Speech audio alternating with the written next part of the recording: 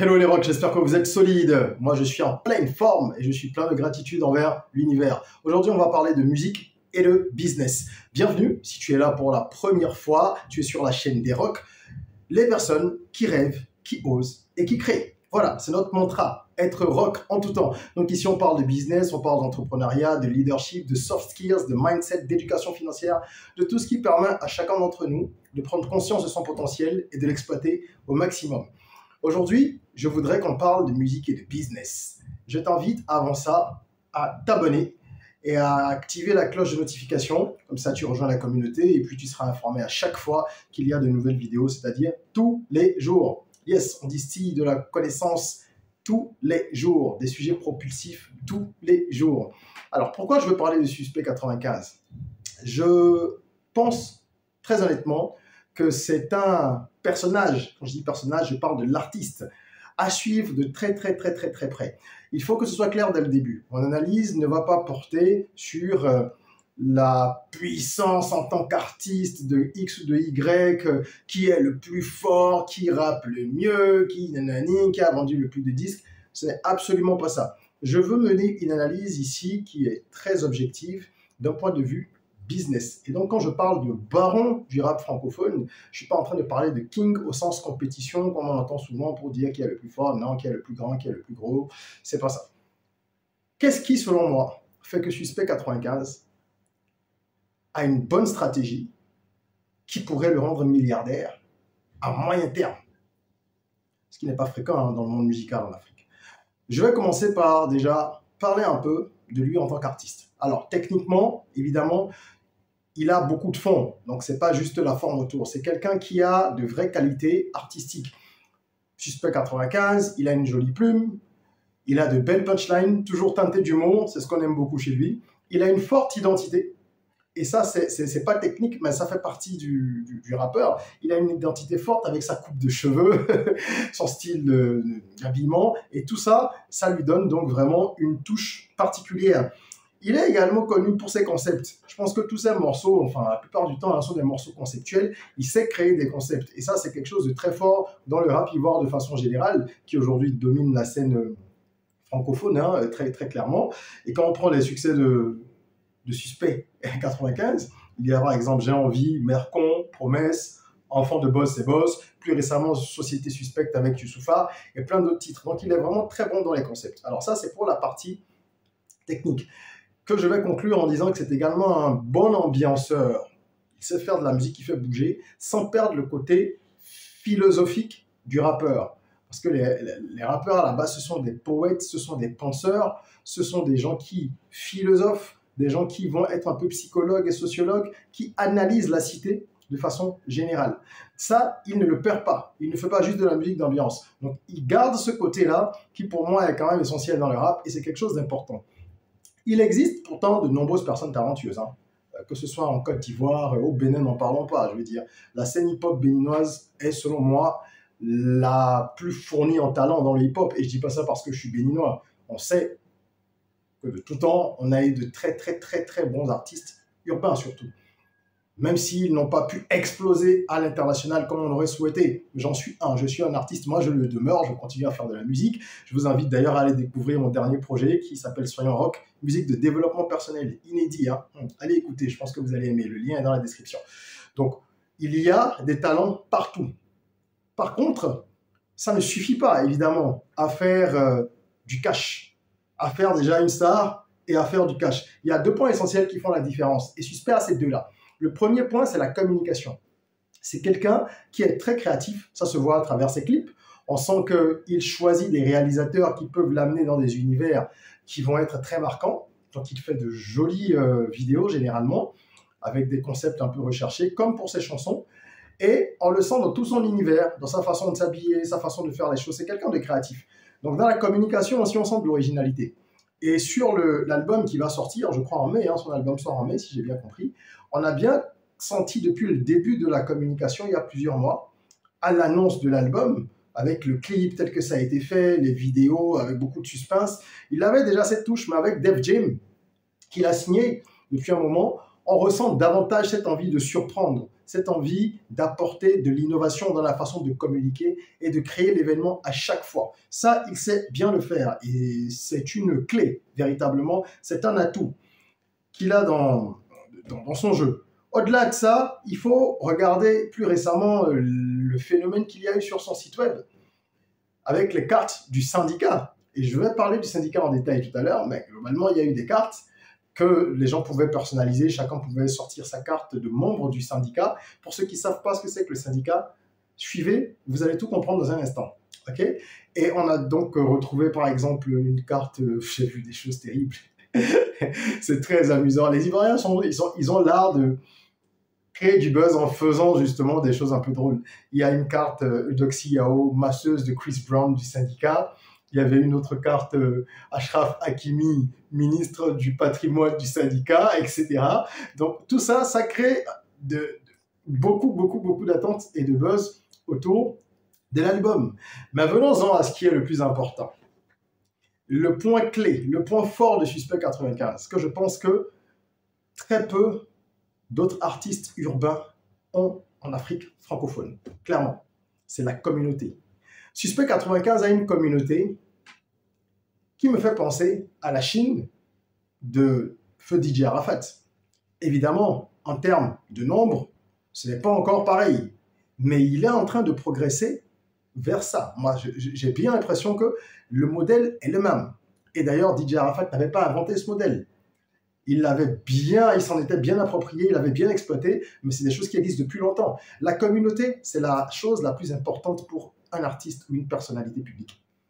Que vous soyez un politicien, un entrepreneur, un artiste, aujourd'hui, surtout avec les réseaux sociaux, votre communauté online, d'abord, avant de parler de la communauté physique, elle doit être importante. Elle doit être soudée. Et ça, Suspect là. Parce qu'il y a autour de sa communauté un genre de valeur ou de cause que les gens défendent. Il parle du syndicat, qui, pour ceux qui ne savent pas, en fait, serait un type d'organisation, si je ne sais même pas comment définir ça, un type d'organisation ou un regroupement d'hommes, d'accord, hommes petit h, donc de mecs, pour parler simplement, qui défendent justement la cause de la gente masculine et qui vont militer souvent pour la préservation des ressources financières des hommes, pour qu'ils ne se fassent pas arnaquer par les femmes, qui vont également défendre le point de vue des hommes dans différents domaines quand il s'agit de relations homme-femme, et c'est fait avec toujours beaucoup d'humour. C'est fait avec beaucoup d'humour, c'est fait aussi avec finesse, au moins de la part de Suspect. Après, ceux qui sont dans la communauté, il n'est pas garant de ce que chacun dit ou fait. Donc il y a par exemple cette histoire de 2000 francs pour le transport, qui est devenue extra populaire en Afrique francophone. Où on dit, ah mais oui, si tu es un membre du syndicat, tu ne dois pas donner plus de 2000 francs à une femme qui vient chez toi pour son transport. D'accord? Parce qu'il y en a qui abusent, il y a des femmes qui exagèrent, qui en font un fonds de commerce. Donc tout ça, ça a été développé pendant plusieurs années par Suspect, avec beaucoup d'humour, mais beaucoup d'intelligence. Et autour de cette communauté-là qui est très soudée, il a rassemblé ses fans, et même au-delà de ses fans. Il y a des gens qui partagent des messages du syndicat, qui sont des messages retrouvés sur Facebook, hein, le syndicat, réunion demain, on doit statuer sur telle ou telle chose, c'est la Saint-Valentin, ne tombez pas dans le piège les mecs, etc. Moi, je vois des gens de 40, 50, 60 ans partager parfois ces messages dans des groupes pour rigoler avec leurs amis, sans être des fans de Suspect 95 dans un premier temps. Mais ça veut dire qu'ils peuvent le devenir. Ça veut dire qu'ils peuvent être amenés à découvrir cet artiste. Si quelqu'un leur dit « Ah tiens, c'est lui là qui est vraiment le propulseur, le président du syndicat ». Donc il a créé cette communauté et elle lui est très loyale.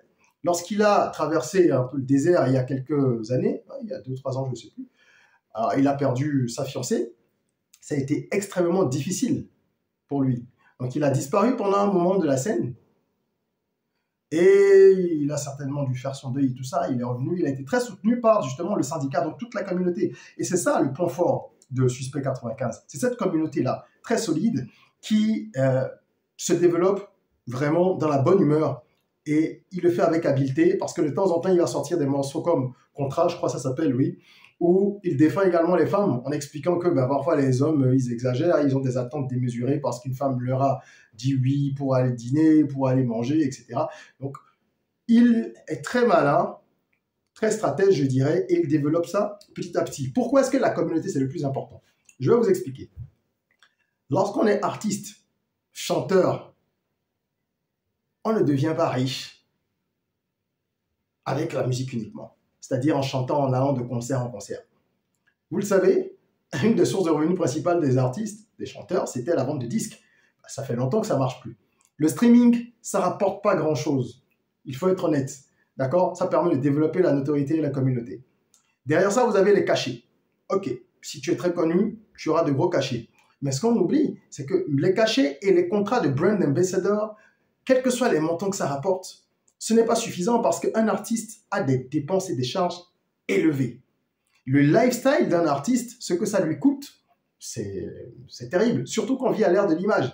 Donc, les artistes de cette envergure doivent acheter des fringues tout le temps, ils fréquentent certains lieux, ils ne peuvent pas aller manger dans n'importe quel restaurant parce que sinon ils sont assaillis tout de suite par tout le monde. Il y a une question d'image à préserver parce que généralement un artiste, il vend aussi du rêve à travers son image et son univers.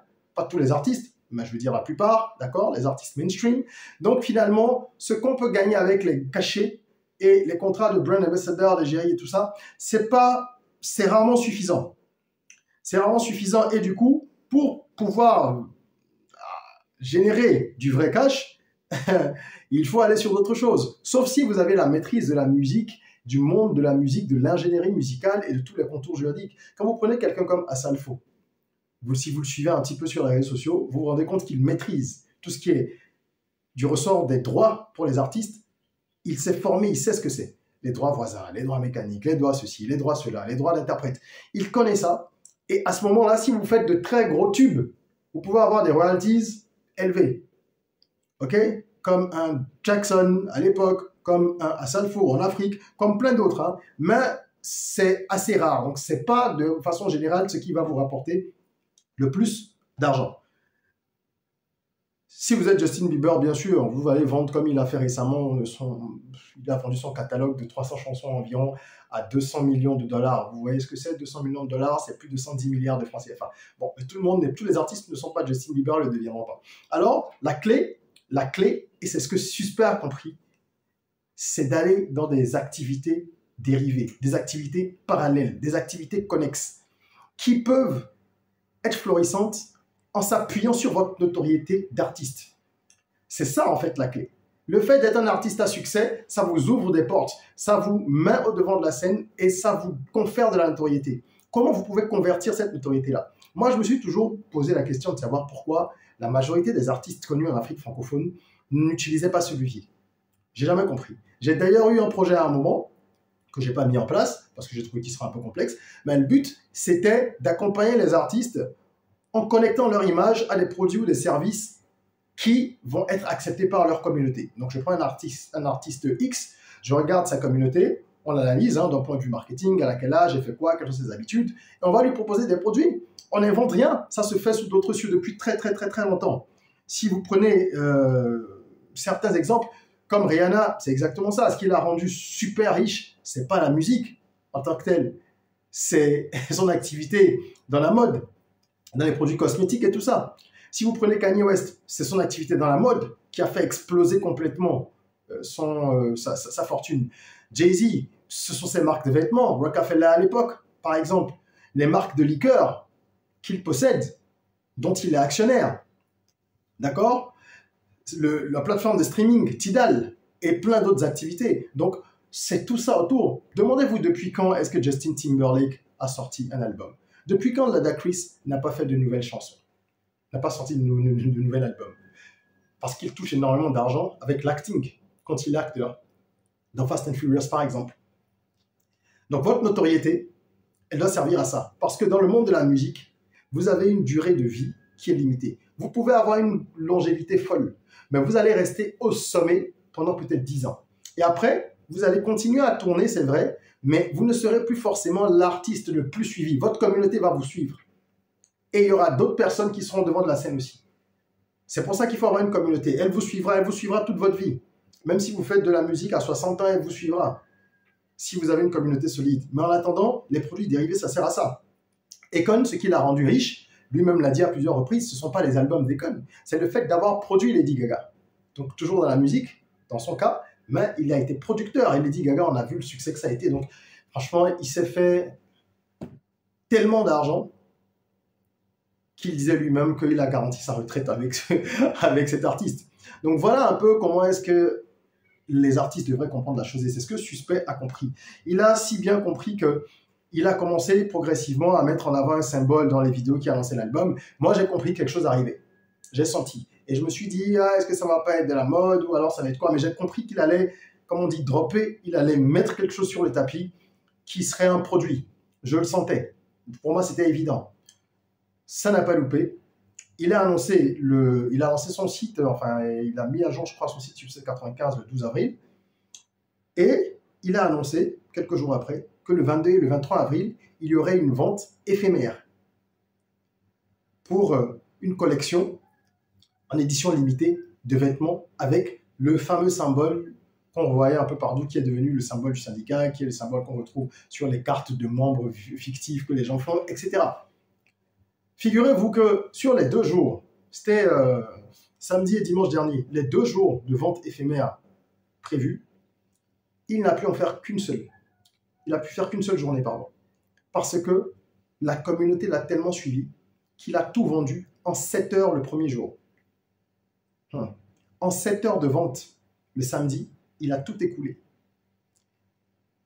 Il faut savoir que les produits étaient entre 40 et 60 000. Il y avait des t-shirts, des chemises, des kimonos, des pantalons. Entre 40 et 60 000. Faites le calcul. Supposez qu'il y ait eu 100, 200, 300, 400, 500 pièces et faites le calcul. Suspect 95 vient de faire un coup de maître. Je l'affirme et je le signe ici. Et je demande à chacun d'entre nous d'ouvrir les yeux. Parce qu'il a encore plusieurs tours dans son sac. Là, il a testé le marché un peu. Il savait que ça prendrait, mais il a testé. Et le marché a bien répondu. Il faut maintenant qu'il puisse tenir dans la durée. C'est quelqu'un qui a compris depuis que son image va lui ouvrir d'autres portes. Il animait une émission de télévision avec, je crois, Blazing Girl, une influenceuse ivoirienne. Il y a quelques temps, je ne sais pas s'il l'anime toujours, mais il a déjà essayé ça. Donc, il a commencé à ouvrir d'autres portes. Et quand vous regardez sa manière de pousser ses pions, on sent qu'il en a qu'il en a dans la tête, qu'il a encore des idées et qu'il va faire d'autres choses. Tout ce que je lui souhaite et que je lui suggère, c'est de ne pas s'en arrêter là. Parce que cette marque peut aller très loin et il peut faire plein d'autres choses au-delà des vêtements. Parce qu'il a une communauté solide. Et quand tu as une communauté, en fait, tu as tout. Tu peux vendre plein de choses à ta communauté, tant que ce sont des choses qui correspondent aux valeurs de la communauté.